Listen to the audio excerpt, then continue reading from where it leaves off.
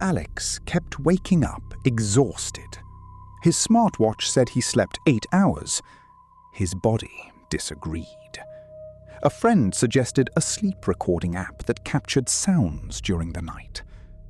The first recording was ordinary. Snoring, turning over, nothing else. The second night, a whisper. Too quiet to understand. Alex turned the volume up. It wasn't coming from outside. It was beside his bed. On the third night, the whisper became clear. Don't wake him.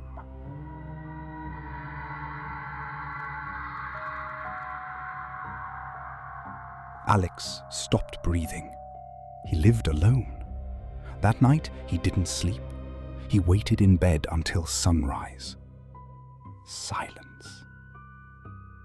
The next morning, the app notified him. One new sleep recording. Confused, he opened it. The timestamp was 2:43 a.m. He had been awake. The recording began with his own breathing. Then, a second voice. He knows now. Another answered. Not yet. Then, someone whispered. He's pretending. Alex slowly looked toward the empty space beside him. Nothing was there. His phone vibrated. Sleep detected. Recording ended.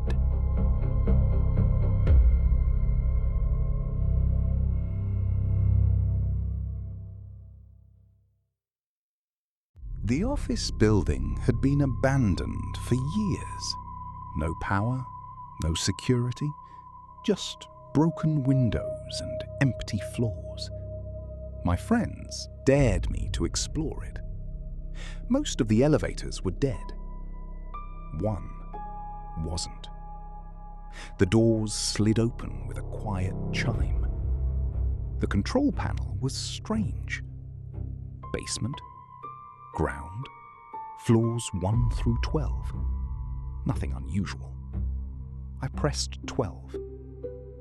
The elevator began moving.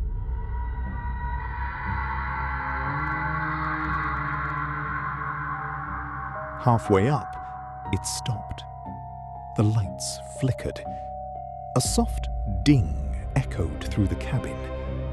A new button slowly lit up. 0. I was sure it hadn't been there before. Curiosity got the better of me. I pressed it. The elevator descended. Past the basement, past the parking garage. The floor indicator kept changing. B2, B3, B4. Then 0. The doors opened. A long office corridor stretched into darkness. Every ceiling light was on. Every desk was perfectly clean. Computers hummed quietly. Coffee cups still steamed.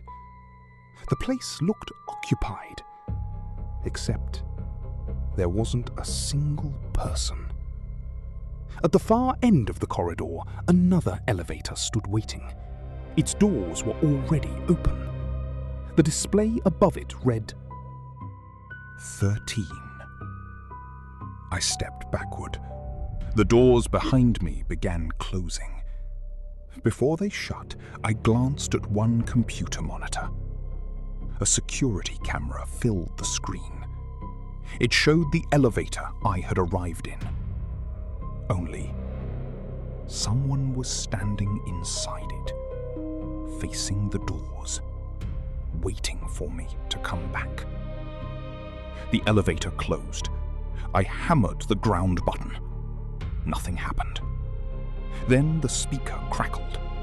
A calm voice said, "Ground floor unavailable." A second later, the panel changed. every button disappeared.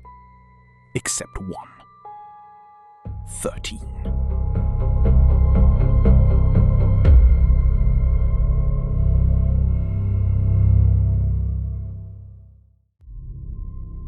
My grandmother gave me a box of old family photographs after we cleaned out her attic. Most were faded. Birthday parties, Christmas mornings, family reunions. I brought them home and left them on my desk. The next morning, one photograph looked different. Standing behind my family was a woman wearing an old white dress. She hadn't been there before. I assumed I had mixed up another photograph. Then I turned it over.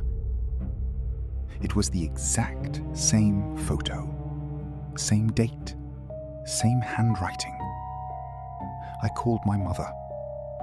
"Who's the woman in the back?" There was a long silence. "What woman?" I sent her a picture. She called back almost immediately.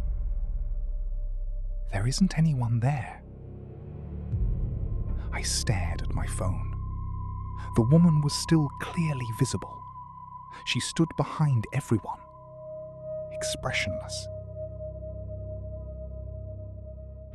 I pulled out every photograph taken inside my grandparents' house. Living room, kitchen, hallway, Christmas, birthdays, weddings. She was in every single one, always in the background, always standing perfectly still, always looking directly at the camera. I'd never noticed her before, neither had anyone else. Then I found the newest photograph. It had been taken at my grandmother's funeral. My entire family stood outside the church. Standing silently behind me was the same woman. Only this time, she wasn't in the background. One hand rested gently on my shoulder. I dropped the photograph. When I picked it back up, the woman was gone. I laughed nervously. Maybe I was imagining it. Then my phone buzzed. A memory notification. 1 year ago today. It was a selfie I'd taken in my apartment. Standing silently behind me was the same woman.